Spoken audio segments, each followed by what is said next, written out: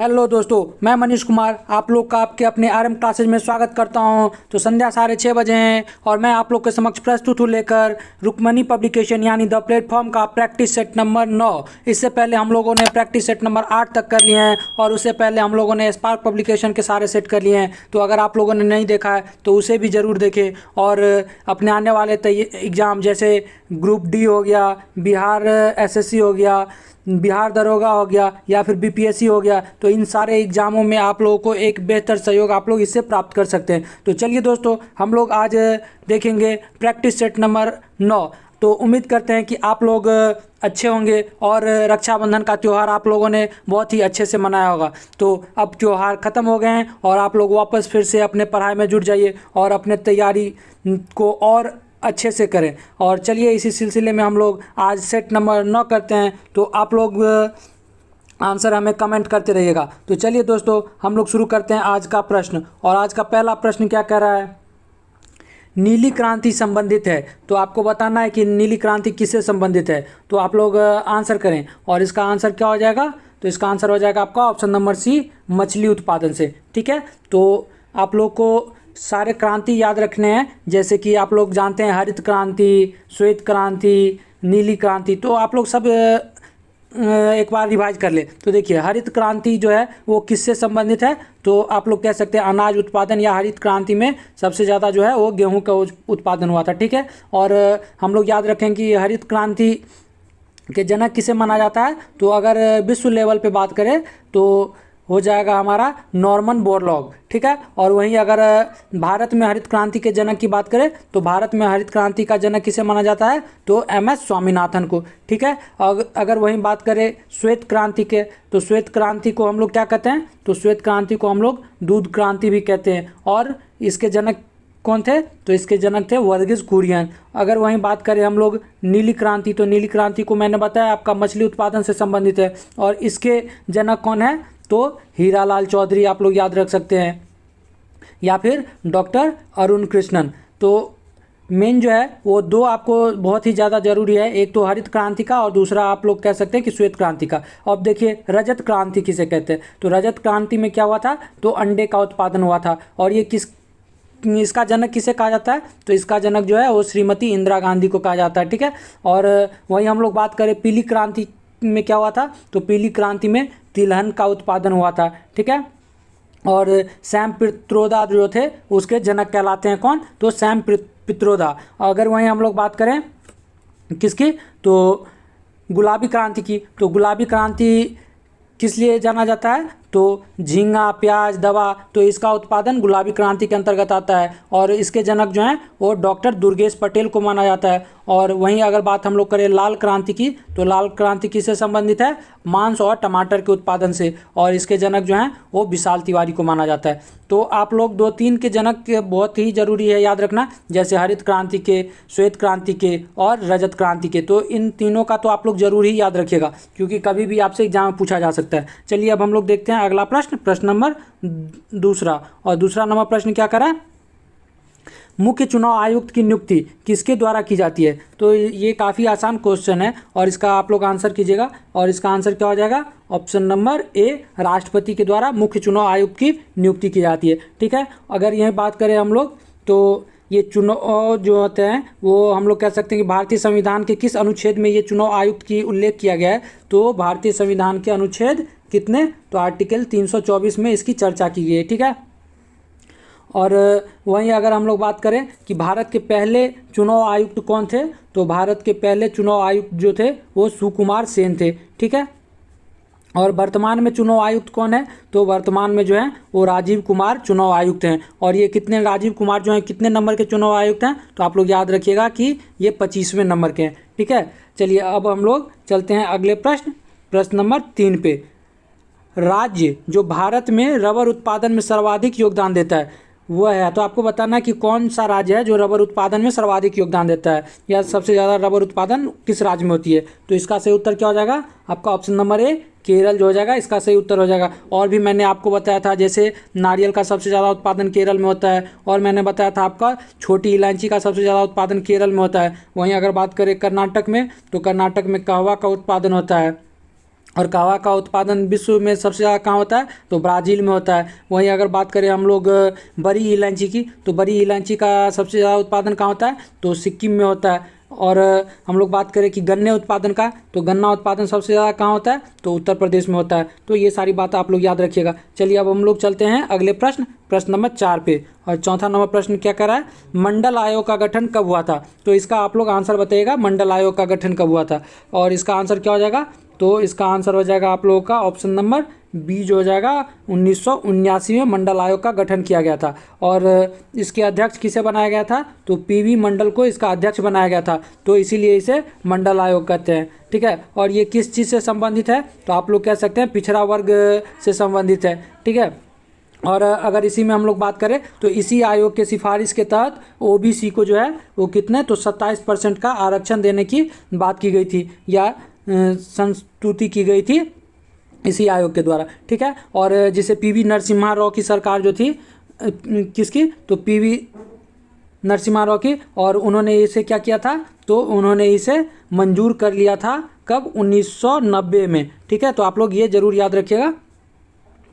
और इसी पे सुप्रीम कोर्ट का निर्णय क्या आया था कि कुल आरक्षण जो है वो 50% से अधिक नहीं हो सकती, तो ये आप लोग जरूर ध्यान रखिएगा। अब हम लोग चलते हैं अगले प्रश्न, प्रश्न नंबर 5 पे। और 5 नंबर प्रश्न क्या करा है, किस युद्ध के परिणाम स्वरूप जर्मनी इटली का एकीकरण पूर्ण हुआ। तो इसका आप लोग सही उत्तर बताइए। और इसका सही उत्तर क्या हो जाएगा, तो इसका सही उत्तर हो जाएगा आपका ऑप्शन नंबर सी जो हो जाएगा, सेडान का युद्ध कब हुआ था, तो 1870 में। तो इसी के तहत जो है जर्मनी और इटली का आप लोग कह सकते हैं कि एकीकरण हुआ था। और इसी में हम लोग याद रखेंगे कि ये युद्ध किनके किनके बीच में हुआ था, तो इसमें क्या हुआ था, तो फ्रांस को जर्मनी के द्वारा इसमें हराया जाता है। आप लोग कह सकते हैं कि फ्रांस के विरुद्ध ये युद्ध लड़ा गया था। ठीक है, और इसमें जर्मनी विजय होते हैं और उसके बाद जो होता है जर्मनी का आप लोग कह सकते हैं कि एकीकरण होता है।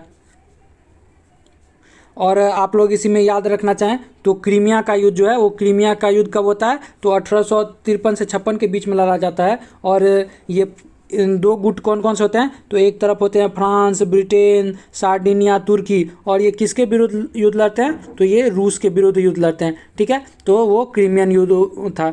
अब हम लोग देखिए, और बाल्कन युद्ध जो था वो बाल्कन युद्ध 1912 में लड़ा गया था, बाल्कन कंट्री और आप लोग कह सकते हैं कि तुर्की के मध्य। चलिए अब हम लोग चलते हैं अगले प्रश्न, प्रश्न नंबर 6। और 6 नंबर क्या है, तो 6 नंबर है आपका हिमाद्री नाम किसके लिए प्रयुक्त होता है। तो ये आप लोग इसका सही उत्तर बताइए। और इसका सही उत्तर क्या हो जाएगा, तो इसका सही उत्तर हो जाएगा आप लोग का ऑप्शन नंबर डी जो हो जाएगा, ग्रेट हिमालय के लिए हिमाद्री नाम का प्रयोग होता है। ठीक है, और ये आप लोग कह सकते हैं कि हिमालय की उत्पत्ति जो हुई थी वो किस काल में हुई थी, तो टर्सरी काल में हुआ था। ठीक है, और वहीं हम लोग बात करें तो हिमालय जो है वो विश्व की सबसे नवीन वलित पर्वत है।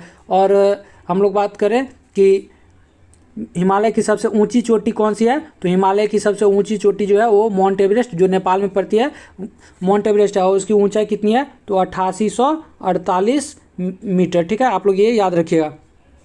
और वहीं अगर हम लोग बात करें कि विश्व की सबसे लंबी पर्वत श्रृंखला किस पर्वत की है, तो विश्व की सबसे लंबी पर्वत श्रृंखला जो है वो एंडीज की है। किसकी, तो एंडीज, आप लोग याद रखिएगा। और एंडीज पर्वत कहाँ है, तो एंडीज पर्वत जो है वो उत्तरी अमेरिका महाद्वीप में है। ठीक है, अब हम लोग चलते हैं अगले प्रश्न, प्रश्न नंबर 7 पे। और 7 नंबर प्रश्न कर रहा है निम्नलिखित में से कौन सा कार्य आरबीआई का नहीं है। तो आपको बताना है कि इसमें से कौन सा कार्य जो है वो आरबीआई के द्वारा नहीं किया जाता है।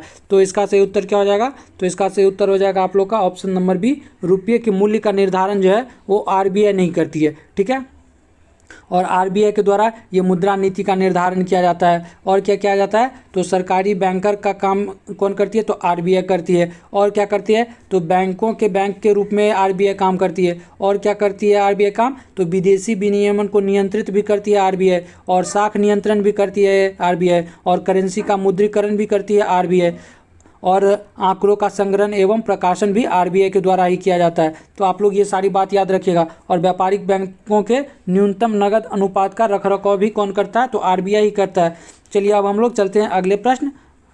और आप लोग इसमें याद रखिएगा कि मैंने आपको बताया था कि आरबीआई की स्थापना कब हुई थी, तो 1935 में। और किस समिति की सिफारिश पे हुई थी, तो यंग हिल्टन समिति की सिफारिश पे हुई थी। तो ये भी बात आप लोग याद रख सकते हैं। अब चलिए हम लोग देखते हैं अगला प्रश्न, प्रश्न नंबर 8 और 8 नंबर प्रश्न क्या कर रहा है, निम्नलिखित में से कौन भारत में लोकतंत्र के लिए चुनौती है। तो इसका 8 का आप लोग सही उत्तर बताइए और इसका सही उत्तर क्या हो जाएगा, तो 8 का सही उत्तर हो जाएगा आपका ऑप्शन नंबर कौन सा, तो सी जो हो जाएगा, राजनीति में धन का प्रयोग जो है वो लोकतंत्र के लिए चुनौती बनने वाली है आगे चल के, ठीक है, क्योंकि इसका लोग गलत इस्तेमाल कर रहे हैं आज के टाइम में और क्या हो रहा है, तो वोटों को खरीदा जा रहा है इससे, ठीक है। तो आप लोग कह सकते हैं कि राजनीति में धन का जो प्रयोग है वो लोकतंत्र के लिए चुनौती है।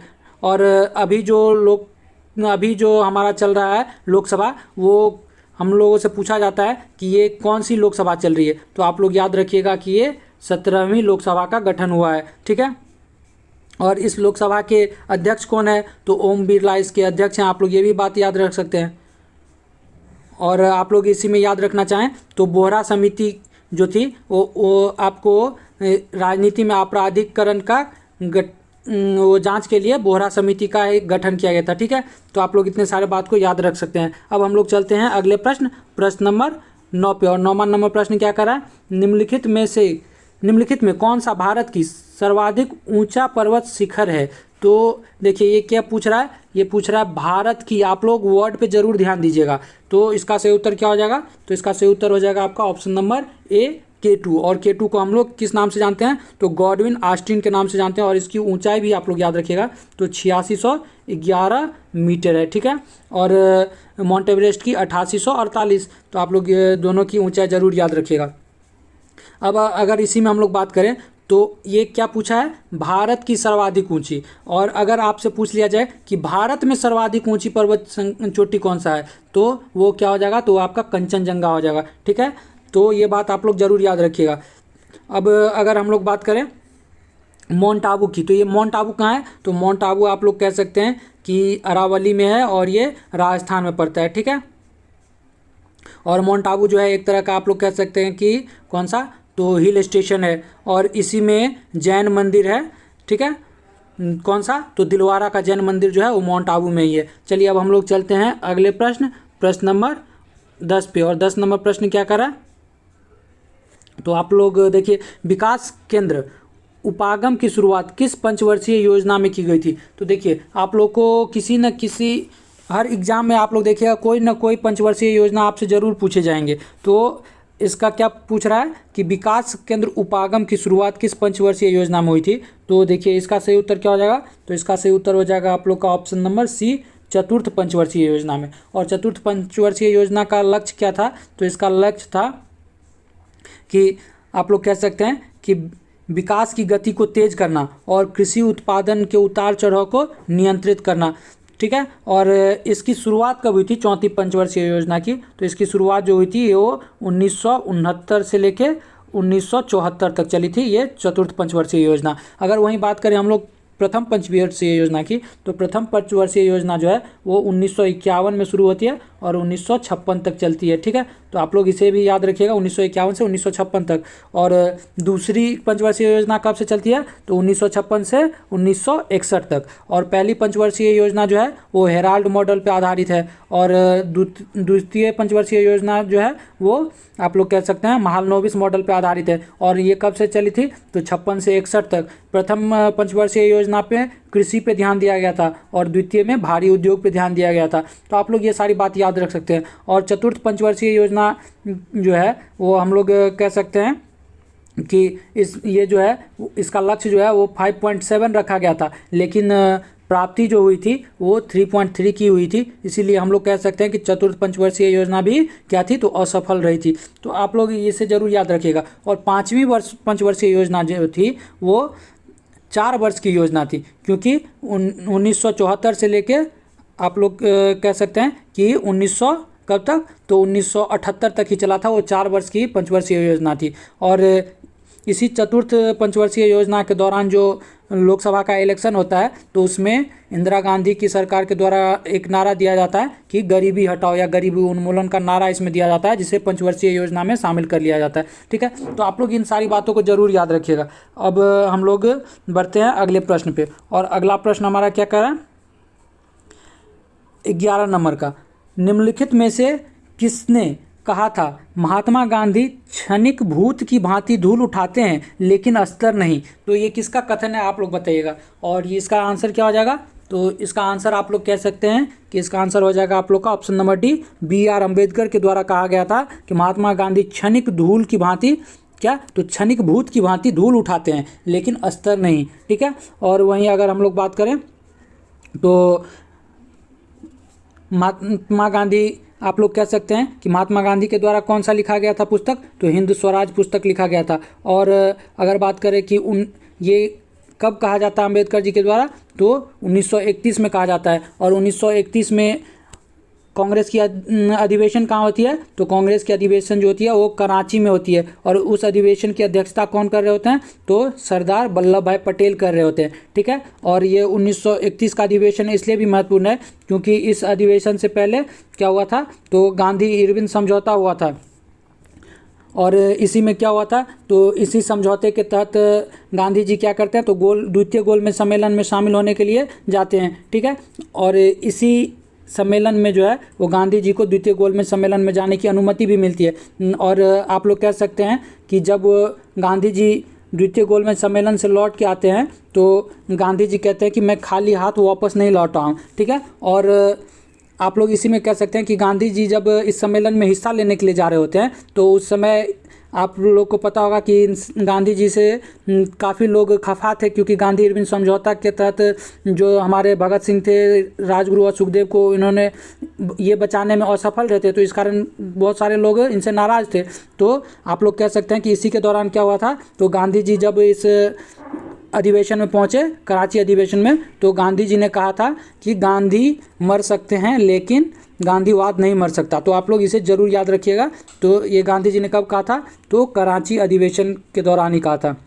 चलिए अब हम लोग देखते हैं अगला प्रश्न, प्रश्न नंबर 12। और 12 नंबर प्रश्न क्या कर रहा है, 1977 में चुनावों में जनता पार्टी का नारा था। तो आप लोग को बताना है कि ये 1977 में जो है वो जनता पार्टी क्या नारा दी थी चुनाव में। तो इसका सही उत्तर क्या हो जाएगा, तो इसका सही उत्तर हो जाएगा आप लोग का ऑप्शन नंबर सी जो हो जाएगा, लोकतंत्र बचाओ। ठीक है, वो ऐसा क्यों नारा दिया गया था, क्योंकि 1975 में 25 जून 1975 को श्रीमती इंदिरा गांधी के द्वारा क्या कर दिया जाता है, तो आंतरिक उपद्रव के कारण आप लोग कह सकते हैं या आंतरिक अशांति के कारण आपातकाल की घोषणा कर दी जाती है और आपातकाल लगा दिया जाता है। और इसीलिए क्या किया जाता है, जनता पार्टी के द्वारा नारा दिया जाता है लोकतंत्र बचाओ। ठीक है, और आप लोग कह सकते हैं कि जयप्रकाश नारायण जो थे वो जयप्रकाश नारायण के नेतृत्व में ही क्या चलाया जाता है, तो संपूर्ण क्रांति का नारा दिया जाता है। कब, तो 1974, जस्ट आप लोग कह सकते हैं कि आपातकाल लगने से पहले। और 1977 में क्या होता है, तो जनता पार्टी जो है वो विजय होके आती है और मोरारजी देसाई के नेतृत्व में सरकार बनाती है। तो आप लोग ये जरूर याद रखिएगा। तो 77 में कौन प्रधानमंत्री बने थे, तो मोरारजी देसाई। चलिए अब हम लोग चलते हैं अगले प्रश्न, प्रश्न नंबर 13 पे। और 13 नंबर प्रश्न क्या करा, राज्यसभा बजट प्रस्तावों को कितने दिन तक अपने पास रोक सकती है। तो इसका आंसर आप लोग कीजिएगा क्योंकि ये काफ़ी बार ये क्वेश्चन अभी रिपीट हो रहे हैं। तो इसका आंसर क्या हो जाएगा, तो इसका आंसर हो जाएगा आपका ऑप्शन नंबर डी, 14 दिन। ठीक है, और आप लोग को पता है कि ये राज्यसभा के पास जो है वो अधिकार है क्या, तो बजट, ये जो आपका बजट प्रस्ताव है तो इस पर राज्यसभा क्या कर सकती है, बस 14 दिन तक अपने पास रख सकती है। और इन्हें सिर्फ क्या, तो सिफारिश करने का अधिकार है। उसे मानना या न मानना ये लोकसभा के ऊपर डिपेंड करता है कि वो मानते हैं या नहीं मानते हैं। ठीक है, और आप लोग कह सकते हैं कि अनुच्छेद 109 के तहत क्या है, तो धन विधेयक को राज्यसभा में पूरा स्थापित नहीं किया जा सकता, इस तरह की बातें की गई है। ठीक है, अब हम लोग चलते हैं अगले प्रश्न, प्रश्न नंबर 14 पे। और 14 नंबर प्रश्न क्या करा, भारतीय वास्तुकला में सुर्खी का प्रारंभ हुआ। तो आपसे पूछ रहा है कि सुर्खी का प्रारंभ कब हुआ था, तो वास्तुकला में। तो इसका सही उत्तर क्या हो जाएगा, तो इसका सही उत्तर हो जाएगा आपका ऑप्शन नंबर डी जो है, ऑप्शन नंबर ए जो है कौन सा, तो कुषाणों द्वारा। ठीक है, तो ये सही उत्तर है। और इसी में अगर आप लोग याद रखें तो कुषाण वंश की स्थापना किन्होंने किया था, तो कुषाण वंश की स्थापना जो है वो आप लोग याद रखिएगा, तो कुजुल कड़फिसस। ठीक है, कड़फिसस के द्वारा जो है कुजुल कड़फिशस के द्वारा जो है आप लोग कह सकते हैं कि कुषाण वंश का स्थापना किया गया था, ठीक है। और कब किया गया था, तो 15 ईस्वी में, ठीक है। आप लोग इसे भी जरूर याद रखिएगा। अब हम लोग चलते हैं अगले प्रश्न नंबर कौन सा, तो 15 पे। और 15 नंबर प्रश्न क्या करा है, निम्नलिखित में से कौन सा एक स्वरोजगार कार्यक्रम है। तो इसका सही उत्तर क्या हो जाएगा, तो इसका आप लोग सही उत्तर बताइए। और इसका सही उत्तर हो जाएगा आप लोग का ऑप्शन नंबर सी जो हो जाएगा, स्वर्ण जयंती ग्राम स्वरोजगार योजना जो है वो एक स्वरोजगार कार्यक्रम है, ठीक है। और इसकी शुरुआत कब हुई थी, तो इसकी शुरुआत आप लोग याद रखिएगा कि 1 अप्रैल 1999 में इसकी शुरुआत हुई थी। और उस समय हमारे प्रधानमंत्री कौन होते हैं, तो श्री अटल बिहारी वाजपेयी, ठीक है।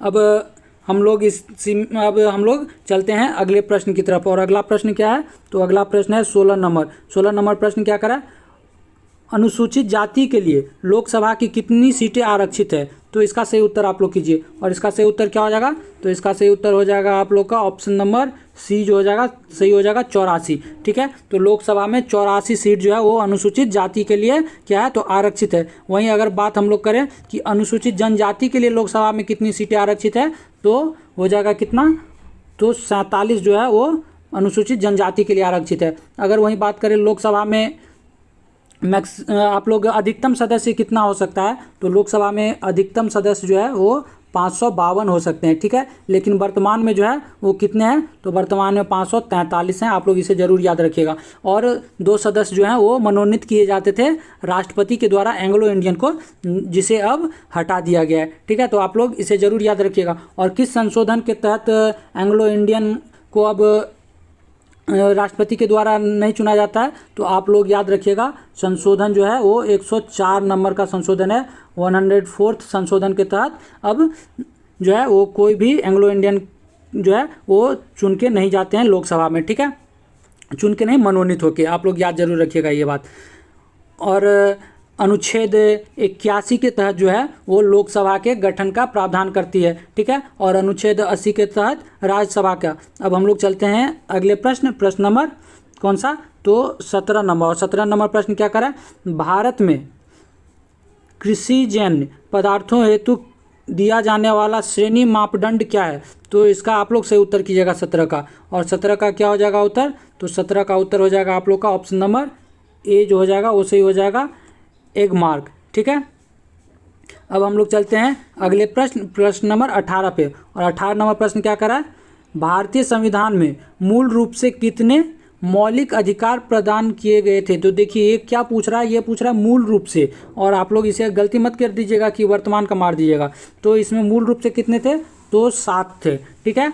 और अगर आपसे पूछ लिया जाए कि वर्तमान में कितने हैं, तो वर्तमान में 6 हैं। और ये कब हुआ था, तो ये 44वां संविधान जो हुआ था, 44वां संविधान संशोधन कब हुआ था, तो 1978 में। आप लोग जरूर याद रखिएगा कि 44वां संविधान संशोधन 1978 में होता है। इसके तहत क्या किया जाता है, तो संपत्ति के अधिकार को मूल अधिकार से निकाल के उसे हम लोग कह सकते हैं कि कानूनी अधिकार या विधिक अधिकार में डाल दिया गया था, ठीक है। और इसी में हम लोग याद रखेंगे कि वो कौन सा था, तो आप लोग कह सकते हैं कि छठा अधिकार था या छठी मौलिक अधिकार था, कौन सा, संपत्ति का अधिकार, जिसे निकाल के कानूनी अधिकार बना दिया गया। और किस आर्टिकल में चर्चा किया गया था, तो आर्टिकल 31 में चर्चा किया गया था। आप लोग ये याद रखिएगा। और वर्तमान में किस आर्टिकल में है, तो वर्तमान में जो है इसे 300A में रख दिया गया है। तो ये बात आप लोग जरूर याद रखिएगा, ठीक है। या 300 को आप लोग कह सकते हैं कि इस अनुच्छेद में रख दिया गया है संपत्ति के अधिकार को, ठीक है। अब हम लोग चलते हैं अगले प्रश्न नंबर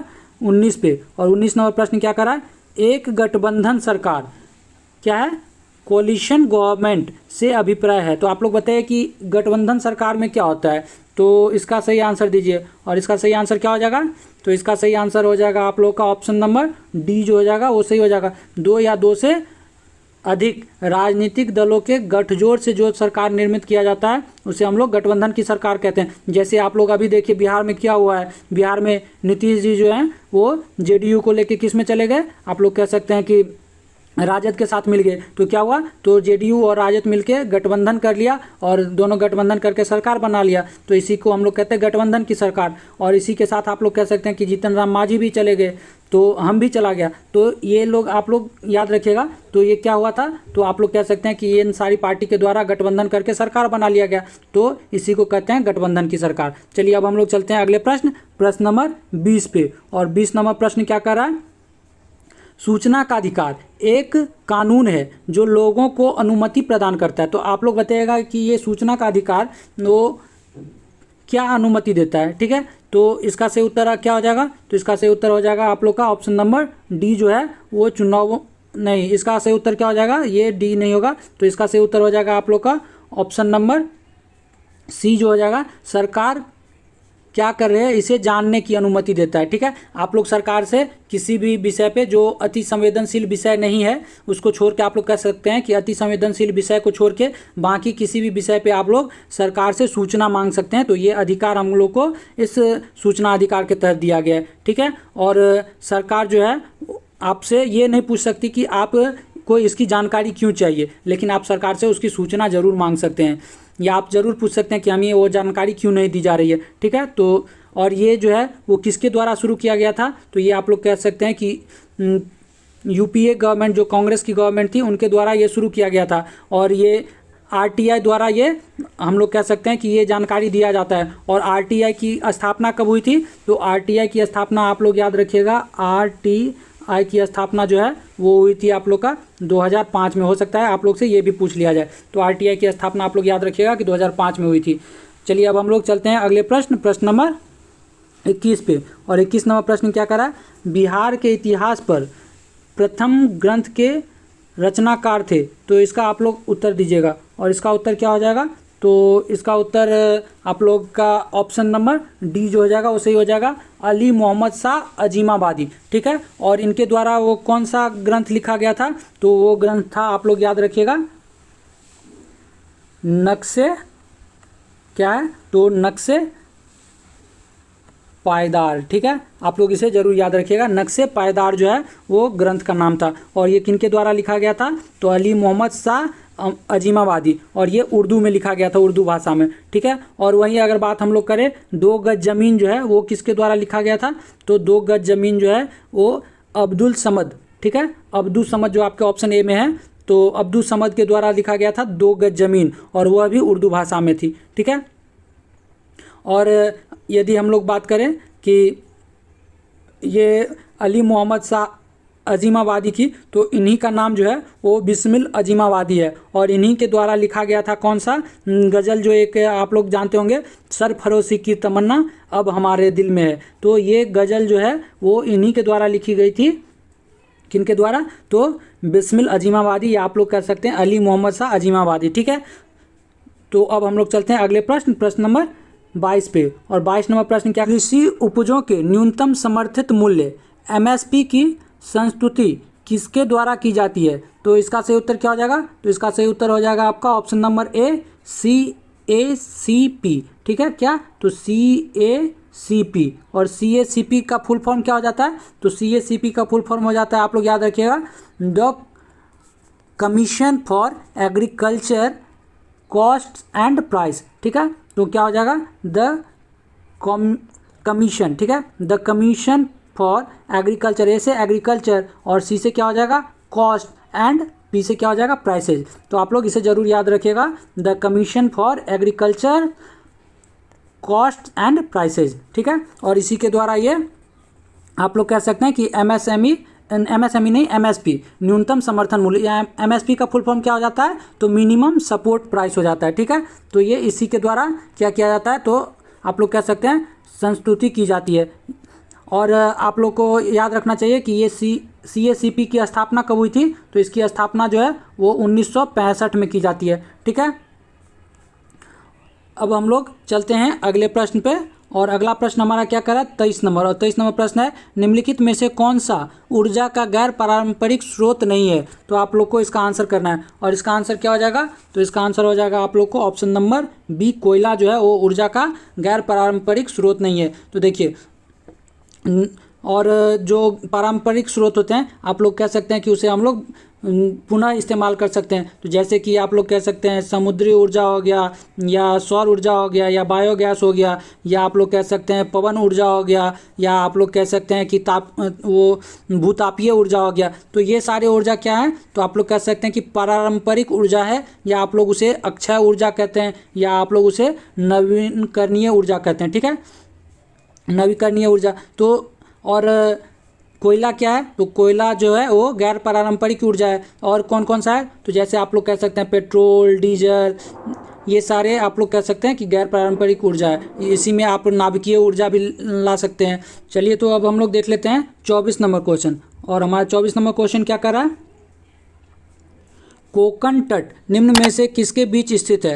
तो इसका आप लोग आंसर कीजिए, और इसका आंसर क्या हो जाएगा, तो इसका आंसर हो जाएगा आप लोग का ऑप्शन नंबर डी, गोवा तथा दमन के बीच है। ठीक है, तो आप लोग इसे जरूर याद रखिएगा। और वहीं अगर बात करें हम लोग कठियावाड़ तट, तो कठियावाड़ तट कहाँ पड़ता है, तो कठियावाड़ तट जो है वो गुजरात के तट को कहा जाता है। अगर वहीं बात करें कोकण तट के जस्ट नीचे कौन सा हो जाता है, तो आप लोग याद रखिएगा कनारा तट। और कनारा तट आप लोग कह सकते हैं कि गोवा और मंगलोर तक, या गोवा से मंगलोर के बीच के तट को हम लोग क्या कहते हैं, तो कनारा तट कहते हैं। और उसके नीचे अगर हम लोग आएँ तो उसके नीचे कौन सा हो जाएगा, तो मलाबार तट हो जाएगा। ठीक है, और मलाबार तट आप लोग कह सकते हैं कि मंगलौर से कन्याकुमारी तक के तट को हम लोग क्या कहते हैं, तो मलाबार तट। और ये सारे कौन सा है, तो ये सारे पश्चिमी घाट के अंतर्गत आते हैं। ठीक है, अगर वहीं हम लोग बात करें पूर्वी घाट की, तो पूर्वी घाट में आप लोग कह सकते हैं कि कन्याकुमारी से पुलिकट झील के बीच जो तट पड़ता है, तो उसे क्या कहते हैं, तो उसे हम लोग कहते हैं कोरोमंडल। ठीक है, और अगर हम लोग बात करें पुलिकट झील से लेके महानदी का जो मुहाना है वहाँ तक की, तो कौन सा तट आता है, तो उसे हम लोग कहते हैं उत्तरी सरकार तट। ठीक है, और उसके बाद आता है उत्कल तट। ठीक है, तो आप लोग इसे ज़रूर याद रखिएगा। अब हम लोग इसी में आगे चलते हैं, और अगला प्रश्न हमारा क्या है, तो अगला प्रश्न 25 नंबर, एमनेस्टी इंटरनेशनल निम्नलिखित में से किससे संबंधित है। तो आप लोग को बताना है कि एमनेस्टी किससे संबंधित है। तो इसका सही उत्तर क्या हो जाएगा, तो इसका सही उत्तर हो जाएगा 25 का आप लोग का, एमनेस्टी इंटरनेशनल किससे संबंधित है, तो इसका सही उत्तर हो जाएगा आप लोग का ऑप्शन नंबर बी, मानवाधिकार। ठीक है, और एमनेस्टी का जो है आप लोग कह सकते हैं कि इसका गठन कब किया गया था, तो एमनेस्टी इंटरनेशनल का गठन जो है वो 1961 में किया गया था। और ये मानवाधिकार आयोग पे आप लोग कह सकते हैं कि ये निगरानी रखता है। ठीक है, और एमनेस्टी का जो है मुख्यालय कहाँ है, तो इसका मुख्यालय जो है वो लंदन में है। ठीक है, और लंदन कहाँ, तो ब्रिटेन में। और अगर हम लोग बात करें मानवाधिकार आयोग का, तो इसका गठन कब हुआ था, तो मानवाधिकार आयोग का गठन 1948 में हुआ था। और मानवाधिकार आयोग का आप लोग कह सकते हैं मुख्यालय कहाँ है, तो स्विट्जरलैंड में है। ठीक है, और हमारा राष्ट्रीय मानवाधिकार आयोग का गठन कब हुआ था, तो हमारा राष्ट्रीय मानवाधिकार आयोग का गठन जो है वो 1993 में हुआ था। ठीक है, अब हम लोग चलते हैं अगले प्रश्न नंबर 26 पे।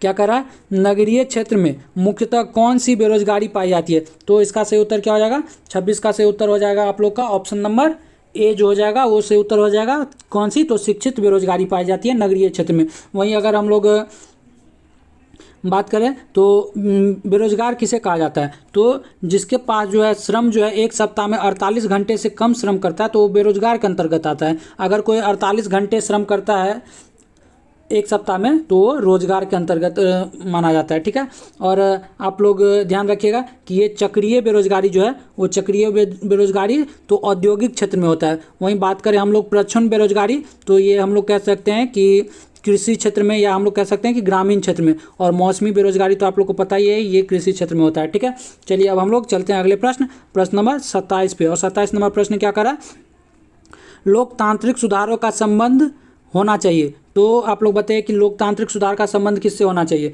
तो इसका सही उत्तर क्या हो जाएगा, तो इसका सही उत्तर हो जाएगा आप लोग का ऑप्शन नंबर ए जो हो जाएगा वो सुशासन यानी गुड गवर्नेंस से होना चाहिए। ठीक है, अब हम लोग चलते हैं अगले प्रश्न नंबर 28 पे। और 28 नंबर प्रश्न क्या करा, भारत में कहाँ झूम कृषि की जाती है। तो आप लोग को इसका आंसर बताना है, और इसका आंसर क्या हो जाएगा, तो इसका आंसर हो जाएगा आप लोग का ऑप्शन नंबर बी जो हो जाएगा उत्तर पूर्वी भारत में जो है वो झूम कृषि की जाती है। ये आदिवासियों के द्वारा मुक्त किया जाता है और वो क्या करते हैं झूम कृषि के अंतर्गत, तो जंगलों में आग लगा देते हैं और उसके राख के ऊपर ही कुछ दिनों तक, साल 2 साल के कृषि करते हैं और फिर उस जगह को छोड़ के चले जाते हैं। जैसे उसकी उपजाऊ कम होती है तो उस जगह को छोड़ देते हैं और दूसरे जगह जाके फिर से वहाँ जंगल में आग लगा देते हैं और वहाँ पे कृषि चालू कर देते हैं। तो इसी को हम लोग झूम कृषि कहते हैं। ठीक है, चलिए अब हम लोग चलते हैं अगले प्रश्न, प्रश्न नंबर 29 पे।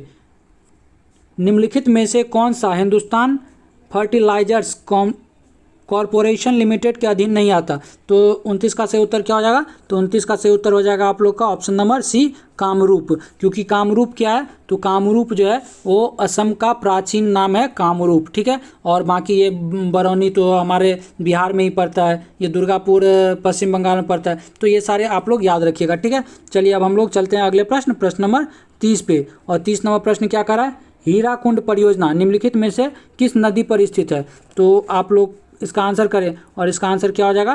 तो इसका आंसर हो जाएगा आप लोग का ऑप्शन नंबर सी, महानदी पे स्थित है हीराकुंड परियोजना। ठीक है, और हीराकुंड बांध जो है वो विश्व की सबसे लंबी बांध है, ये बात भी आप लोग याद रख सकते हैं। ठीक है, लगभग 25.4 किलोमीटर इसकी लंबाई है। और अगर बात करें हम लोग कि भारत की सबसे ऊंची बांध कौन सी है, तो भारत की सबसे ऊंची बांध जो है वो टिहरी बांध है। ठीक है, और वहीं अगर हम लोग बात करें कि ये टिहरी बांध किस राज्य में है, तो ये टिहरी बांध जो है वो उत्तराखंड में है। ठीक है, और हीराकुंड किस राज्य में है, तो आप लोग कह सकते हैं कि ओडिशा में है। अगर वहीं हम लोग बात करें कि भारत की प्रथम कंक्रीट निर्मित बांध कौन सा है, तो आप लोग कह सकते हैं कि भाखरा नांगल बांध जो है वो भारत की प्रथम कंक्रीट बांध है। या गुरुत्वीय बांध कौन सी है, तो भाखरा नांगल है। और इसी में आप लोग याद रख सकते हैं कि भाखरा नांगल किस नदी पे है, तो भाखरा नांगल जो है वो सतलज नदी पे। ठीक है, और दामोदर नदी घाटी परियोजना जो है वो भारत की आप लोग कह सकते हैं कि प्रथम बहुउद्देशीय परियोजना है। और दामोदर नदी घाटी परियोजना कब लाया गया था, तो 1948 में। आप लोग ये भी बात याद रख सकते हैं। ठीक है, और दामोदर नदी घाटी परियोजना को हमारे प्रधानमंत्री क्या कहते, तो उन्होंने इसे मंदिर की संज्ञा दिया था। ठीक है, चलिए अब हम लोग चलते हैं अगले प्रश्न, प्रश्न नंबर 32 पे। और 32 नंबर प्रश्न क्या कर रहा है? इंडिया डिवाइडेड पुस्तक के लेखक थे, तो इसका आप लोग आंसर कीजिए। और इसका आंसर क्या हो जाएगा? एक मिनट, आप लोग का एक क्वेश्चन छूट गया। कौन सा? तो 31 नंबर का क्वेश्चन छूट गया। और 31 नंबर का क्वेश्चन हम लोग पहले देखते हैं। तो 31 नंबर का प्रश्न क्या कर रहा है? निम्नलिखित में से कौन सरकार के तीसरे अंग के रूप में जाना जाता है? तो 31 नंबर का उत्तर क्या हो जाएगा? आप लोग आंसर कीजिए। और 31 नंबर का उत्तर हो जाएगा आपका ऑप्शन नंबर जो है सी, सर्वोच्च न्यायालय जो है वो तीसरे अंग के रूप में जाना जाता है। तो देखिए, प्रथम अंग के रूप में कौन सा जाना जाता है, तो विधायिका को लोकतंत्र का प्रथम अंग माना जाता है। वहीं अगर बात करें द्वितीय अंग की, तो कार्यपालिका जो होती है वो लोकतंत्र की दूसरा अंग होता है। और तीसरा कौन हो जाता है, तो सर्वोच्च न्यायालय। और अगर बात करें हम लोग चौथा अंग कौन सा होता है, तो चौथा हम लोग का प्रेस जो है वो चौथा अंग होता है लोकतंत्र का। तो आप लोग इसे जरूर याद रखिएगा। और भारत के संविधान के अनुच्छेद 50 में जो है वो विधायिका को न्यायपालिका से अलग रखने का निर्देश दिया गया है। तो ये आप लोग याद रख सकते हैं। अब हम लोग चलते हैं अगले प्रश्न, प्रश्न नंबर 32 पे। और 32 नंबर प्रश्न क्या कर रहा है? इंडिया डिवाइडेड पुस्तक के लेखक थे, तो आप लोग को बताना है कि इस पुस्तक के लेखक कौन है। तो इस पुस्तक के लेखक जो हैं वो कौन है, तो अपने ऑप्शन नंबर डी हो जाएगा, डॉक्टर राजेंद्र प्रसाद के द्वारा इंडिया डिवाइडेड पुस्तक लिखा गया। ठीक है, वहीं अगर बात करें हम लोग पंडित जवाहरलाल नेहरू की, तो पंडित जवाहरलाल नेहरू के द्वारा कौन सा पुस्तक लिखा गया? भारत की खोज, जिसे हम लोग डिस्कवरी ऑफ इंडिया कहते हैं। तो ये हमारे प्रधानमंत्री, पूर्व प्रधानमंत्री पंडित जवाहरलाल नेहरू के द्वारा लिखा गया। ठीक है, वहीं अगर हम लोग बात करें कि महात्मा गांधी के द्वारा कौन सा लिखा गया है, तो हिंद स्वराज महात्मा गांधी के द्वारा लिखा गया है। वही हम लोग रविन्द्रनाथ टैगोर की बात करें तो इनके द्वारा गीतांजलि लिखा गया है, जिसके लिए उन्हें नोबेल पुरस्कार भी मिला था। चलिए अब हम लोग चलते हैं अगले प्रश्न। और इसी में एक चीज़ और आप लोग याद रख सकते हैं, कौन? तो अबुल कलाम आज़ाद। तो अबुल कलाम आज़ाद के द्वारा कौन सी पुस्तक लिखी गई थी? अबुल कलाम आज़ाद के द्वारा जो है वो लिखी गई थी इंडिया विंस फ्रीडम। क्योंकि ये बार बार पूछा जाता है इसीलिए मैंने आपको बता दिया गया। और अबुल कलाम आज़ाद के द्वारा आप लोग कह सकते हैं कि अल हिलाल, अल बिलाल, ये सारे पत्रिकाएँ भी निकाली गई थी। चलिए अब हम लोग देखते हैं अगला प्रश्न है 33 नंबर। और 33 नंबर प्रश्न क्या करा है? नदी जो दक्षिण भारत की गंगा के नाम से जानी जाती है वह है। तो आपको बताना है कि दक्षिण भारत की गंगा, तो देखिए ये आप लोग वर्ड पे जरूर ध्यान दीजिएगा। तो दक्षिण भारत की गंगा किसे कहते हैं? तो इसका सही उत्तर क्या हो जाएगा?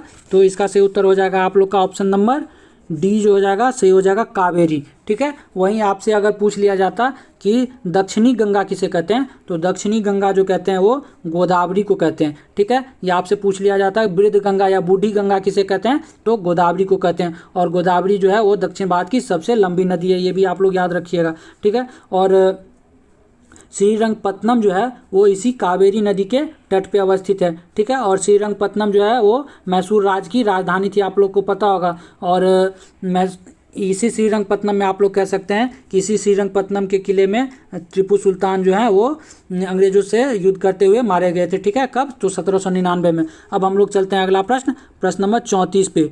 और 34 नंबर प्रश्न क्या कर रहा है?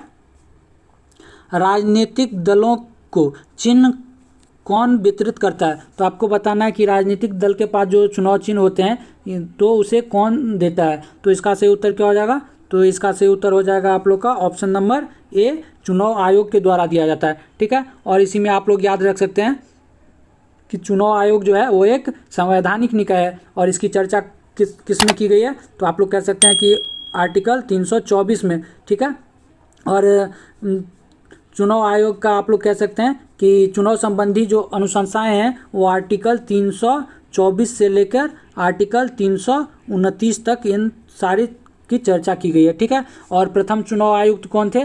तो प्रथम मुख्य चुनाव आयुक्त जो थे वो सुकुमार सेन थे। अगर यहीं आपसे पूछ लिया जाए कि प्रथम महिला मुख्य चुनाव आयुक्त कौन थी, तो प्रथम महिला मुख्य चुनाव आयुक्त जो थी वो श्रीमती रमा देवी। आप लोग याद रखिएगा कौन? तो श्रीमती रमा देवी।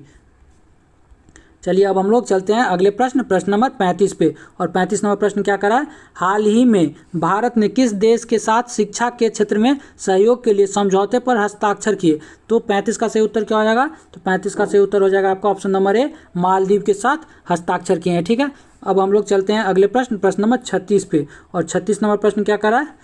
पुराणों का अध्ययन करने वाला प्रथम मुसलमान था। तो इसका सही उत्तर आप लोग कीजिएगा। और इसका सही उत्तर क्या हो जाएगा? तो इसका सही उत्तर हो जाएगा आपका ऑप्शन नंबर सी, अल-बरूनी। और अल-बरूनी किसके समय में भारत आया था?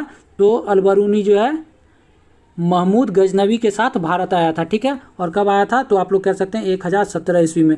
और ये अल-बरूनी की रचना कौन सी है? तो अल-बरूनी की रचना किताब-उल हिंद है, जिसका क्या मतलब होता है? तो भारत की खोज। ठीक है, तो आप लोग इसे जरूर याद रखिएगा। अब हम लोग चलते हैं अगले प्रश्न, प्रश्न नंबर 37 पे। और 37 नंबर प्रश्न क्या करा है? 1905 में बनारस में हुए अखिल भारतीय कांग्रेस के अधिवेशन की अध्यक्षता किसके द्वारा की गई? तो इसका आप लोग सही उत्तर बताइएगा। और इसका सही उत्तर क्या हो जाएगा? तो इसका सही उत्तर हो जाएगा आपका option number C, Gopal Krishna Gokhale के द्वारा की जाती है। ठीक है, और 1905 में ही क्या हुआ था? तो बंगाल विभाजन हो जाता है। और आप लोग कह सकते हैं कि 1905 में स्वदेशी का प्रस्ताव रखा गया था, जिससे 1906 के कलकत्ता अधिवेशन, जिसकी अध्यक्षता कौन करते हैं? तो हमारे दादा भाई नौरोजी के द्वारा किया जाता है। और उसमें जो है इसे स्वदेशी प्रस्ताव को पारित कर दिया गया था। ठीक है, और गोपाल कृष्ण गोखले जो हैं वो कर्जन की तुलना किससे करते हैं? तो कर्जन की तुलना जो है वो मुगल शासक औरंगजेब से करते हैं। तो ये आप लोग बात याद रखिएगा। और गोपाल कृष्ण गोखले के द्वारा 1905 में ही एक संस्था शुरू की जाती है। वो कौन सी संस्था रहती है? तो सर्वेंट्स ऑफ इंडिया सोसाइटी, या आप लोग कह सकते हैं कि भारतीय सेवा समाज। ठीक है, तो इसकी स्थापना की गई रहती है गोपाल कृष्ण गोखले के द्वारा। अब हम लोग चलते हैं अगले प्रश्न, प्रश्न नंबर 38 पे। और 38 नंबर क्वेश्चन क्या करता है? तो राष्ट्रीय आदर्श वाक्य सत्यमेव जयते किस ग्रंथ से लिया गया है? तो आपको बताना है कि सत्यमेव जयते किस ग्रंथ से लिया गया है। तो इसका सही उत्तर क्या हो जाएगा? तो इसका सही उत्तर हो जाएगा आप लोग का ऑप्शन नंबर डी, मुंडकोपनिषद से लिया गया है सत्यमेव जयते। और उपनिषद का अर्थ क्या होता है? तो उपनिषद का अर्थ होता है निष्ठापूर्वक पास बैठना, जैसे गुरु शिष्य के पास बैठता है ना, तो यही उपनिषद का अर्थ है। ठीक है, और आप लोग कह सकते हैं वेद का अर्थ क्या है? तो वेद का अर्थ ज्ञान है। और अब हम लोग चलते हैं अगले प्रश्न, प्रश्न नंबर कौन सा? तो 1939 क्या कह रहा है, महात्मा गांधी ने दांडी यात्रा प्रारंभ की। तो इसका आप लोग सही उत्तर बताइएगा, और इसका सही उत्तर क्या हो जाएगा, तो इसका सही उत्तर हो जाएगा आप लोग का ऑप्शन नंबर सी, 12 मार्च 1930 को जो है वो महात्मा गांधी के द्वारा दांडी यात्रा शुरू की जाती है। और कहाँ से करते हैं, तो अहमदाबाद के साबरमती आश्रम से करते हैं। और कुल कितने अनुयायी के साथ करते हैं, तो कुल 78 अनुयायी इनके साथ होते हैं, ठीक है। और आप लोग कह सकते हैं कि 6 अप्रैल 1930 को जो है ये आप लोग कह सकते हैं कि ये कहाँ पहुँचते हैं, तो दांडी पहुंचते हैं। और दांडी पहुंच के वहाँ पर नमक कानून की अवहेलना करते हैं, नमक बना के, ठीक है। तो आप ये बात याद रख सकते हैं। और इसी नमक कानून को भंग करने के बाद ये क्या करते हैं, तो सविनय अवज्ञा आंदोलन इसी दिन से प्रारंभ कर देते हैं। और सविनय अवज्ञा आंदोलन जो है वो 2 चरणों में चला था, मैंने आपको बताया था। एक 6 अप्रैल 1930 से कब तक, तो 5 मार्च 1931 तक, जब तक गांधी इरविन समझौता होता है 5 मार्च 1931 को, तो तब तक चलता है। और दूसरा चरण कब चालू होता है, तो जब गांधी जी गोलमेज सम्मेलन से निराश होकर वापस लौटते हैं, तब इन्होंने फिर से सविनय अवज्ञा आंदोलन शुरू कर देते हैं जनवरी 1932 से। और वो कब तक चलता है, तो अप्रैल 1934 तक चलता है। ये बात आप लोग याद रख सकते हैं। चलिए अब हम लोग चलते हैं अगले प्रश्न नंबर 40 पे। और 40 नंबर प्रश्न क्या, शैलकृत मंदिर है, तो आपको बताना है शैलकृत मंदिर के बारे में। और इसका सही उत्तर क्या हो जाएगा, तो इसका सही उत्तर हो जाएगा आपका ऑप्शन नंबर बी, कैलाश मंदिर है शैलकृत मंदिर, जो कहाँ है, तो एलोरा में है, ठीक है। और ये किसके द्वारा निर्माण करवाया गया था, तो राष्ट्रकूट वंश के शासक थे, कौन, तो नरेश कृष्ण प्रथम। तो कृष्ण प्रथम के द्वारा ही ये एलोरा के कैलाश मंदिर का निर्माण करवाया जाता है, ठीक है। तो ये बात आप लोग याद रखिएगा। और वहीं अगर बात किया जाए एलोरा कहाँ है, तो एलोरा जो है वो महाराष्ट्र के औरंगाबाद ज़िले में है, ठीक है। और आपसे पूछ लिया जाए कि बृहदेश्वर मंदिर कहाँ है, तो बृहदेश्वर मंदिर जो है वो आप लोग कह सकते हैं कि इसका निर्माण जो है वो किसके द्वारा करवाया गया था, तो राजा राज प्रथम के द्वारा करवाया गया था, या इसे हम लोग क्या, तो राजा राज चोल भी कहते हैं, ठीक है। तो ये चोल वंश के शासक थे। और आप लोग याद रखिएगा कि बृहद्रथ मंदिर को ही राज राजेश्वर मंदिर भी कहते हैं, जो भारत की सबसे बड़ी मंदिर है। तो ये सारे बात आप लोग याद रख सकते हैं। चलिए अब हम लोग चलते हैं अगले प्रश्न नंबर 41 पे। और 41 नंबर प्रश्न क्या कर रहा है, भारत में राष्ट्रीय पर्यावरण इंजीनियरिंग शोध संस्थान स्थापित है, तो आपको बताना है कि ये कहाँ स्थापित की गई है। तो 41 का सही उत्तर क्या हो जाएगा, आपका ऑप्शन नंबर बी सही हो जाएगा, नागपुर में स्थापित किया गया है, ठीक है। और आप लोग इसी में अगर याद रखना चाहें तो राष्ट्रीय अग्निशामक महाविद्यालय भी कहाँ है, तो नागपुर में है, ठीक है। अगर आप लोग से पूछ लिया जाए कि भारत का प्रथम इंजीनियरिंग कॉलेज कौन सा है, तो रुड़की में जो है वो भारत का प्रथम इंजीनियरिंग कॉलेज है। और उसकी स्थापना कब हुई थी, तो 1849 में, ठीक है। और रुड़की कहाँ है, तो उत्तराखंड में है। और अगर आपसे पूछ लिया जाए कि भारत में प्रथम मेडिकल कॉलेज की स्थापना जो है वो कौन सा था, तो कलकत्ता में किया गया था, कब, 1835 ईस्वी में, ठीक है। अब हम लोग चलते हैं अगले प्रश्न नंबर 42 पे। और 42 नंबर प्रश्न क्या कर रहा है, बीसीसीआई द्वारा भारतीय महिला क्रिकेट टीम सीनियर के मुख्य कोच के रूप में किसे नियुक्त करने की घोषणा की गई, तो इसका सही उत्तर क्या हो जाएगा, तो इसका सही उत्तर हो जाएगा आपका option number A, Ramesh Pawar. चलिए अब हम लोग देखते हैं अगला प्रश्न नंबर 43। और 43 नंबर प्रश्न क्या कर रहा है, बिहार राज्य में शहरीकरण की दर कितनी है, तो देखिए मैंने आपको पिछले क्लास में बताया था भारत की, और इसमें पूछ लिया गया है बिहार की। तो बिहार की कितनी है, तो आपका ऑप्शन नंबर सी 11.29 जो है वो बिहार का शहरीकरण है, ठीक है। और अगर आपसे पूछ लिया जाए कि बिहार की ग्रामीण में कितने % है, तो आप लोग याद रख सकते हैं, जस्ट 100 में से इसको माइनस कर दीजिएगा तो उससे आपको निकल जाएगा। अगर आपको मैंने बताया था कि देश में शहरीकरण कितना है, तो भारत में जो है वो 31.2% बताया था मैंने आपको, ठीक है। और सबसे ज़्यादा शहरीकरण भारत के किस राज्य में है, तो आप लोग याद रख सकते हैं कि गोवा में है। अगर वहीं बात करें सबसे कम शहरीकरण कहाँ है, तो अरुणाचल प्रदेश में है। अगर बिहार के निरपेक्ष में बात करें तो बिहार में सबसे ज़्यादा शहरीकरण कहाँ किया गया है, तो पटना जिला में। अगर सबसे कम शहरीकरण की बात करें तो किस जिला में है, तो समस्तीपुर, ठीक है। चलिए अब हम लोग चलते हैं अगले प्रश्न नंबर 44 पे। 44 नंबर प्रश्न क्या कर रहा है, रॉ a history of India's covert operations नामक पुस्तक किसने लिखा है, तो इसका आप लोग सही उत्तर कीजिएगा, ठीक है। और इसका सही उत्तर क्या हो जाएगा, तो 44 का सही उत्तर हो जाएगा आपका option number D, Yatish Yadav के द्वारा इस पुस्तक की रचना की गई है, रॉ a history of India covert operations. ठीक है, चलिए अब हम लोग चलते हैं अगले प्रश्न, प्रश्न नंबर 45 पे। 45 नंबर प्रश्न क्या कह रहा है? केंद्रीय शिक्षा मंत्री धर्मेंद्र प्रधान द्वारा शुरू किए गए 100 दिवसीय पठन अभियान का नाम क्या है? तो आपको इसका बताना है, इस अभियान का नाम क्या है। तो इस अभियान का नाम क्या है? तो इसका नाम है आपका पढ़े भारत। ऑप्शन ए सही हो जाएगा। ठीक है, चलिए अब हम लोग चलते हैं अगले प्रश्न, प्रश्न नंबर 46 पे। और 46 नंबर प्रश्न क्या करा? भारतीय सेना ने निम्नलिखित में से किस शहर में क्वांटम कंप्यूटिंग प्रयोगशाला और centre for artificial intelligence A1 की, ये A1 नहीं होना चाहिए था, ये AI होना चाहिए था, AI की स्थापना किया है। ठीक है, तो इसका सही उत्तर क्या हो जाएगा? ऑप्शन नंबर बी महू में किया गया है। ठीक है, अब हम लोग चलते हैं अगले प्रश्न, प्रश्न नंबर 47। और 47 नंबर प्रश्न क्या कर रहा है?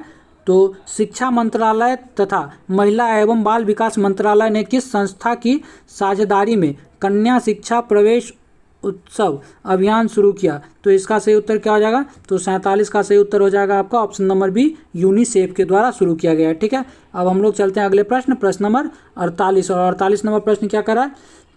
PC महालनोबिस पुरस्कार से सम्मानित प्रथम व्यक्ति हैं। तो इसका सही उत्तर क्या हो जाएगा? तो इसका सही उत्तर हो जाएगा आपका option number C, option number D. कौन? तो सी रंगराजन। ठीक है, सी रंगराजन जो है वो प्रथम व्यक्ति हैं जिन्हें PC महालनोबिस पुरस्कार से सम्मानित किया गया। चलिए अब हम लोग चलते हैं अगले प्रश्न, प्रश्न नंबर 49 पे। और 49 नंबर प्रश्न क्या करा? वर्ष 1947 के भारत पाक युद्ध में इस्तेमाल किए गए किस विमान को आधुनिक रूप के साथ भारतीय वायुसेना में शामिल किया जाएगा? तो इसका सही उत्तर क्या हो जाएगा? तो इसका सही उत्तर हो जाएगा आपका ऑप्शन नंबर बी जो हो जाएगा डकोटा। तो इसे ही फिर से क्या किया जाएगा? तो भारतीय वायुसेना में शामिल किया जाएगा। अब चलिए हम लोग चलते हैं अगले प्रश्न, प्रश्न नंबर 50 पे। और 50 नंबर प्रश्न क्या कर रहा है? समप्राय पेनिन या पेनीप्लेन मैदान संबंधित है। तो इसका सही उत्तर क्या हो जाएगा? तो 50 का सही उत्तर हो जाएगा आप लोग का ऑप्शन नंबर सी नदी से। ठीक है, और आप लोग कह सकते हैं कि जब नदी जो है वो अंतिम अवस्था में पहुंचती है तो उनके द्वारा जो निक्षेप लाया गया रहता है तो उसे वो फैला देती है और उसी निक्षेप से क्या बनता है? तो आप लोग कह सकते हैं कि ये समप्राय या पेनीप्लेन बनता है। ठीक है, चलिए अब हम लोग चलते हैं अगले प्रश्न, प्रश्न नंबर 51 पे। और 51 नंबर प्रश्न क्या कर रहा है? गतिशील वैद्युत आवेश पैदा करता है। तो इसका सही उत्तर क्या हो जाएगा? तो इसका सही उत्तर हो जाएगा आपका ऑप्शन नंबर ए चुंबकीय क्षेत्र पैदा करता है। ठीक है, और अगर आवेश जो है वो विराम स्थिति में रहेगा तो विद्युत क्षेत्र उत्पन्न करेगा। ठीक है, और हम लोग कह सकते हैं कि कृत्रिम चुंबक जो होता है वो लोहा, इस्पात, कोबाल्ट, ये सारे चीज़ों से हम लोग कृत्रिम चुंबक बना सकते हैं। ठीक है, और अब हम लोग चलते हैं अगले प्रश्न, प्रश्न नंबर 52 पे। और 52 नंबर प्रश्न क्या कह रहा है?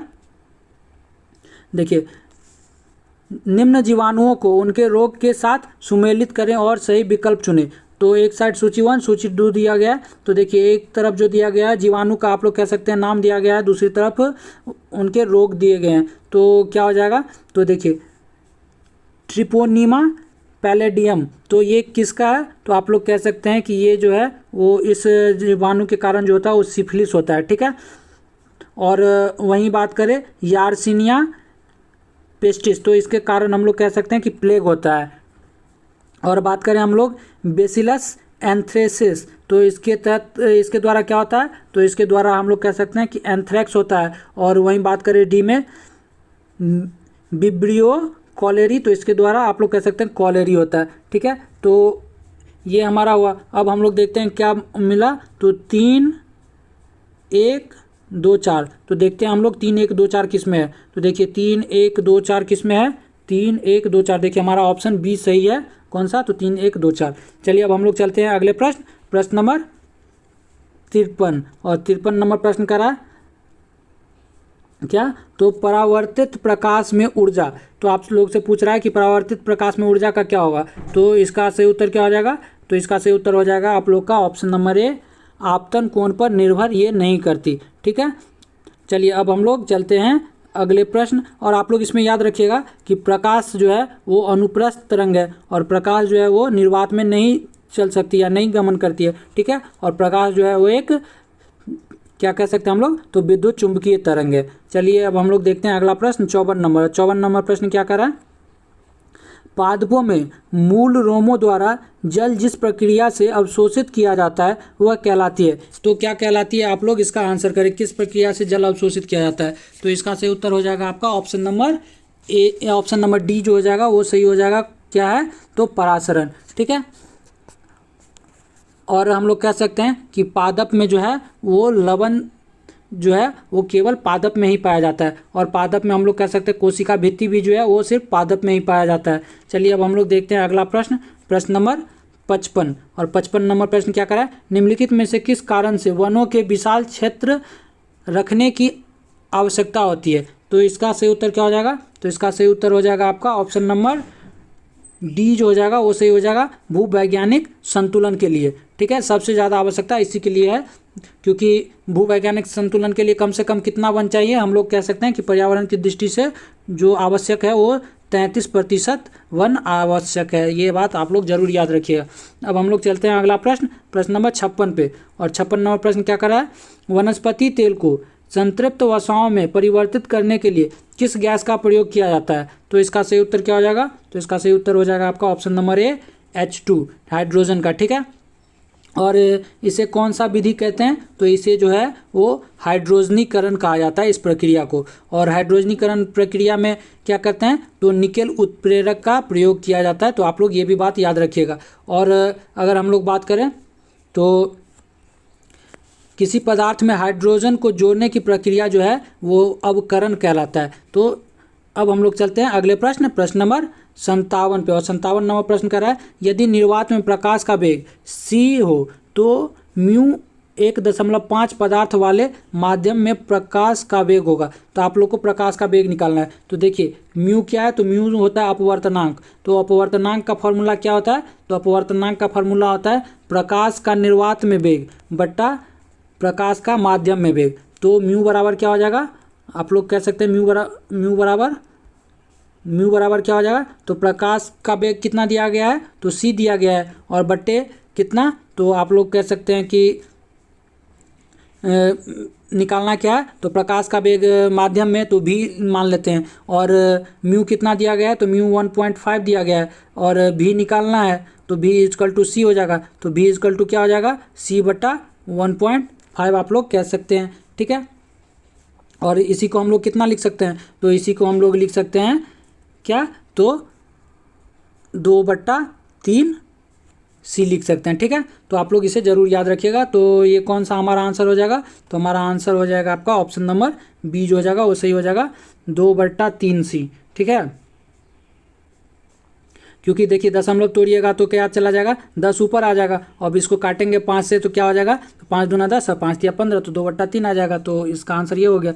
चलिए अब हम लोग देखते हैं अगला प्रश्न, प्रश्न नंबर 58 क्या कर रहा है, ब्लीचिंग पाउडर का रासायनिक नाम है। तो ब्लीचिंग पाउडर का रासायनिक नाम क्या होता है, तो ब्लीचिंग पाउडर का रासायनिक नाम जो होगा आपका option number B, calcium hypochloride होता है। ठीक है, तो आप लोग ये याद रखिएगा। और स्याही में क्या इस्तेमाल हम लोग करते हैं, तो स्याही में जो है वो फेरस सल्फेट हम लोग इस्तेमाल करते हैं। तो आप लोग ये भी याद रख सकते हैं। ठीक है, अब हम लोग अगले प्रश्न पे चलते हैं। और अगला प्रश्न हमारा क्या है, 59 नंबर। और 59 नंबर प्रश्न कह रहा है, प्रकाश किरण पुंज जो अत्यंत दिशिक हो कहलाती है। तो आप लोग को बताना है कि जो जिसकी दिशा जो है वो अत्यंत जो है वो क्या होगा, तो दिशिक होगा। मतलब आप लोग कह सकते हैं कि एक ही दिशा में चलेगा, तो वो कौन सा है, तो आप लोग का इसका आंसर हो जाएगा ऑप्शन नंबर डी, लेजर। और लेजर का फुल फॉर्म क्या होता है, तो आप लोग याद रखिएगा क्योंकि काफ़ी बार एग्जाम में पूछ लिया जाता है।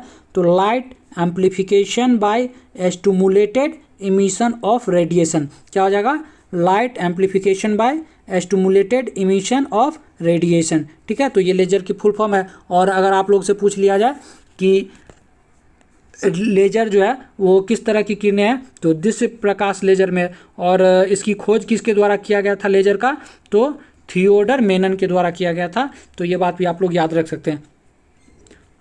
अब हम लोग चलते हैं अगले प्रश्न, प्रश्न नंबर 60 पे। और 60 नंबर प्रश्न क्या कर रहा है, निम्नलिखित में कौन द्वितीय प्रदूषक है। तो इसका सही उत्तर क्या हो जाएगा, तो इसका सही उत्तर हो जाएगा आप लोग का ऑप्शन नंबर ए, स्मॉग जो है वो द्वितीय प्रदूषक है। देखिए प्राथमिक प्रदूषक में कौन कौन से चीज़ें आती है, तो ज्वालामुखी विस्फोट से जो राख निकलती है वो प्राथमिक प्रदूषक है। या हम लोग कह सकते हैं कार्बन मोनोऑक्साइड या सल्फर डाइऑक्साइड, नाइट्रोजन ऑक्साइड। तो कार्बन डाइऑक्साइड। तो ये सारे क्या हैं, तो प्राथमिक प्रदूषक हैं। और द्वितीयक प्रदूषक जो हो गए वो फोटोकेमिकल धूल हो गया या कोहरा हो गया या ज़मीन पे जो ओजोन रहते हैं तो वो द्वितीयक में आते हैं। तो ये सारे बात आप लोग याद रखिएगा, ठीक है।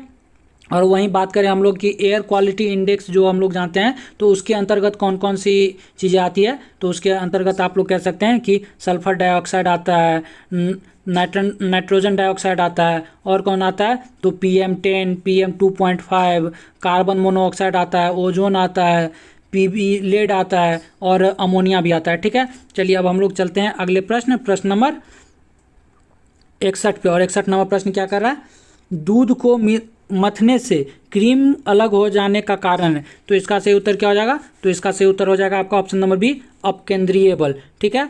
और अगर हम लोग बात करें दूध पास्चुराइजेशन की, तो पास्चुराइजेशन क्या होता है, तो जब दूध को 62 डिग्री सी पे गर्म किया जाता है और अचानक से उसे ठंडा कर दिया जाता है तो इस प्रक्रिया को क्या कहते हैं, तो पास्चुराइजेशन कहते हैं।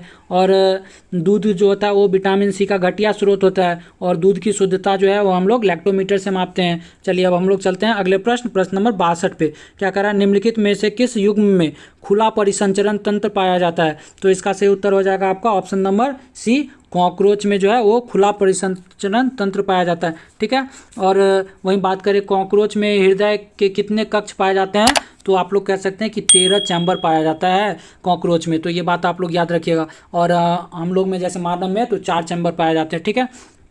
और कॉकरोच जो है वो ऑर्थोपोडा संघ का है। चलिए अब हम लोग चलते हैं अगले प्रश्न नंबर 63 पे। और 63 नंबर प्रश्न क्या कर रहा है, क्रॉस लिंक्ड पॉलीमर का उदाहरण है। तो इसका सही उत्तर क्या हो जाएगा, तो इसका सही उत्तर हो जाएगा आप लोग को ऑप्शन नंबर डी जो हो जाएगा वो सही उत्तर हो जाएगा। बेकेलाइट जो है वो क्रॉस लिंक्ड पॉलीमर है, ठीक है। और वहीं हम लोग बात करें नायलॉन की या फिर पॉलीथीन की, तो ये सारे क्या हैं, तो ये सारे आप लोग कह सकते हैं कि थर्मोप्लास्टिक है, ठीक है। अब हम लोग चलते हैं अगले प्रश्न नंबर 64 पे। और 64 नंबर प्रश्न क्या कर रहा है, एक जेट इंजन की कार्यप्रणाली निम्नलिखित के संरक्षण पर निर्भर करती है। तो इसका सही उत्तर क्या हो जाएगा, तो 64 का सही उत्तर हो जाएगा आप लोग का ऑप्शन नंबर सी जो हो जाएगा, रेखीय संवेग पे निर्भर करता है, ठीक है। अब हम लोग चलते हैं अगले प्रश्न नंबर 65 पे। और 65 नंबर प्रश्न क्या कर रहा है, तो 65 नंबर प्रश्न कह रहा है हमारा ग्रहों की गति के नियम प्रतिपादन किए गए थे। तो आपको बताना है किसके द्वारा प्रतिपादन किया गया था। तो इसका सही उत्तर हो जाएगा आप लोग का ऑप्शन नंबर बी, केपलर के द्वारा, ठीक है। अब हम लोग चलते हैं अगले प्रश्न नंबर 66। और 66 नंबर प्रश्न कह रहा है कुष्ठ रोग उत्पन्न होता है। तो आप लोग को बताना है कि कुष्ठ रोग किससे उत्पन्न होता है। तो इसका सही उत्तर हो जाएगा आप लोग का ऑप्शन नंबर ए, जीवाणु से, ठीक है। कुष्ठ रोग जो है वो जीवाणु जनित रोग है और इससे क्या, तो तंत्रिका तंत्र और त्वचा प्रभावित होता है, ठीक है। और इस रोग में जो है वो माइकोबैक्टीरियम लेपी नामक जो जीवाणु होते हैं वो इसमें भाग लेते हैं, ठीक है। अब हम लोग चलते हैं अगले प्रश्न नंबर 67 पे। और 67 नंबर प्रश्न क्या कर रहा है, अम्ल वर्षा के लिए उत्तरदायी गैसीय प्रदूषक हैं। तो इसका सही उत्तर क्या हो जाएगा, अम्ल वर्षा कौन करवाता है, तो इसका सही उत्तर हो जाएगा आप लोग का option number D, sulphur dioxide, ठीक है। अब हम लोग चलते हैं अगले प्रश्न नंबर 68 पे। और 68 नंबर क्वेश्चन क्या कर रहा है, जीन द्वारा नियंत्रित होता है। तो आप लोग को बताना है इसका सही आंसर। और इसका सही आंसर क्या हो जाएगा, तो 68 का सही आंसर हो जाएगा आपका ऑप्शन नंबर ए, अनुवांशिकता न कि प्रोटीन संश्लेषण। तो जीन क्या करता है, तो अनुवांशिकता के लिए जिम्मेदार होता है, ठीक है।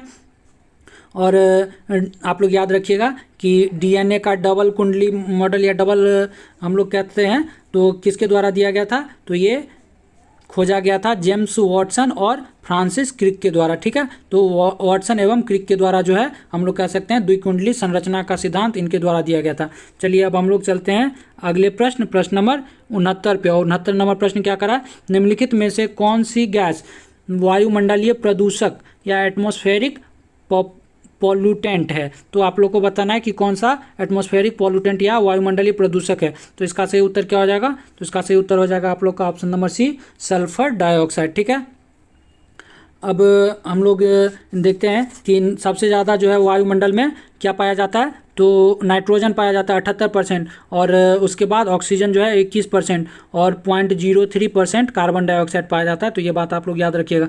अब हम लोग चलते हैं अगले प्रश्न नंबर 70 पे, और 70 नंबर प्रश्न क्या कर रहा है, हड्डियों में जमा मुख्य खनिज तत्व मतलब मेजर मिनरल एलिमेंट होता है, तो कौन सा होता है, तो आप लोग बताइएगा। तो इसका हो जाएगा आप लोग का ऑप्शन नंबर डी जो हो जाएगा कैल्शियम होता है, ठीक है। और कैल्शियम से ही हम लोग कह सकते हैं कि हमारी हड्डी जो है वो मजबूत होती है, ठीक है। कैल्शियम ट्राई, आप लोग कह सकते हैं हड्डी मजबूत जो होता है वो ट्राई कैल्शियम फॉस्फेट का बना होता है हड्डियाँ, ठीक है। किससे बना होता है हड्डियाँ, तो ट्राई कैल्शियम फॉस्फेट का। अब हम लोग देख लेते हैं अगला प्रश्न, और अगला प्रश्न कौन सा है, तो 71 नंबर, पानी का त्रिगुणात्मक बिंदु होता है, तो इसका सही उत्तर क्या हो जाएगा, तो इसका सही उत्तर हो जाएगा आपका ऑप्शन नंबर सी जो हो जाएगा 273 डिग्री के, ठीक है, केल्विन। और इसको हम लोग कह सकते हैं कि 0 डिग्री या 0.01 डिग्री सी जो होता है वो पानी का त्रिगुणात्मक बिंदु होता है, ठीक है।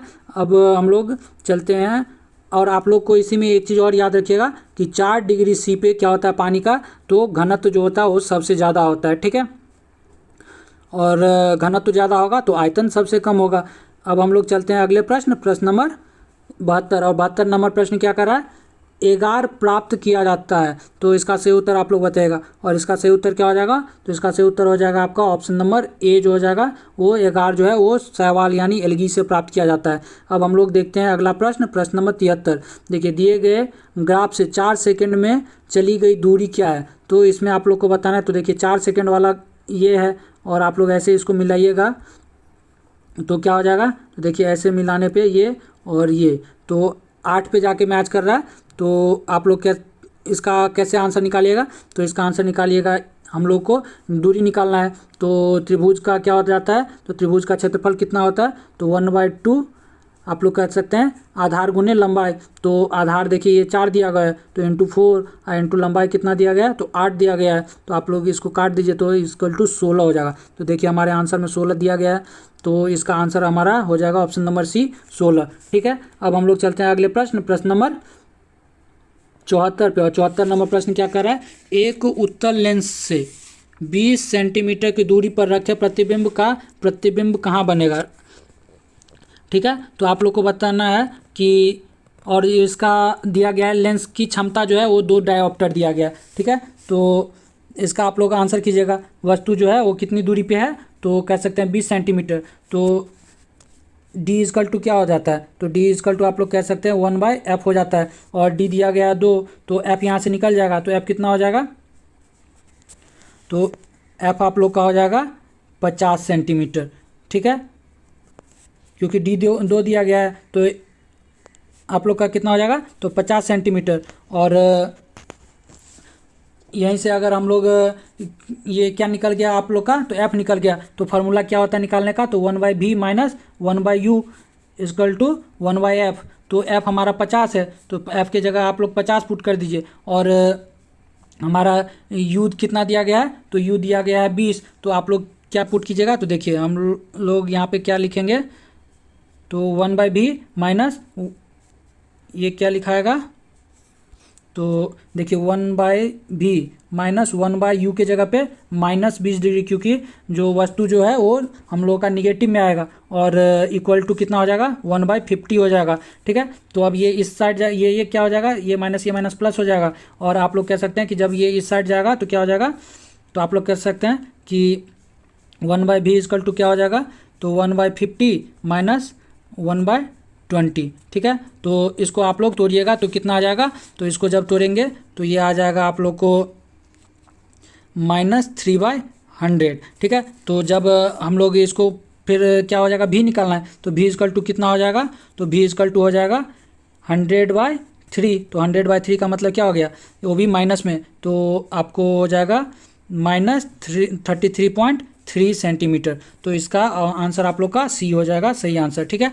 चलिए अब हम लोग चलते हैं अगले प्रश्न नंबर कौन सा, तो 75 पे, और 75 नंबर प्रश्न हमारा क्या कह रहा है, जो आज के सेशन का हमारा आखिरी प्रश्न है, तो माइटोकॉन्ड्रिया का मुख्य कार्य है, तो आप लोग को बताना है माइटोकॉन्ड्रिया का मुख्य कार्य है कोशिका में क्या है, तो इसका सही उत्तर हो जाएगा आपका ऑप्शन नंबर डी जो हो जाएगा वो रेस्पिरेशन जो हो जाएगा वो माइटोकॉन्ड्रिया का मुख्य कार्य हो जाएगा। ठीक है, और हम लोग माइटोकॉन्ड्रिया को क्या कहते हैं, तो कोशिका का पावर हाउस भी कहते हैं। ठीक है, और इसमें कुल 36 एटीपी बनता है। आप लोग इसे याद रखिएगा, 36 एटीपी का निर्माण होता है। ठीक है, तो ये सारे बात आप लोग याद रख सकते हैं। और माइटोकॉन्ड्रिया की खोज किसके द्वारा किया गया था, तो अल्टमैन के द्वारा किया गया था। कब, तो 1886 में। आप लोग इसे भी याद रख सकते हैं, अल्टमैन के द्वारा। और माइटोकॉन्ड्रिया नामकरण किसने किया था, तो बेंडा के द्वारा माइटोकॉन्ड्रिया का नामकरण किया गया था। ठीक है दोस्तों, तो आज के लिए हम लोग इतना ही रखते हैं और फिर हम लोग मिलेंगे अगले सेट में। और आप लोग तब तक इसी तरह से ज़ोरों शोरों से पढ़ते रहिए और अपना ख्याल रखिए। और आप लोग को अगर हमारा ये सेशन पसंद आ रहा हो तो आप लोग लाइक और कमेंट कर हमें ज़रूर बताएं, और आप लोग अपने दोस्तों के साथ भी शेयर करें। और अभी तक हमारे चैनल को आप लोगों ने सब्सक्राइब नहीं किया तो सब्सक्राइब कर लें, और बेल आइकॉन की घंटी भी आप लोग प्रेस कर लें, ताकि हमारी वीडियो जब भी आए तो आपको नोटिफिकेशन के थ्रू मिले और आप लोग उससे भी अपने एग्जाम की तैयारी में एक बेहतर सहयोग प्राप्त करें। तो ठीक है दोस्तों, आज के लिए इतना ही। धन्यवाद। जय हिंद।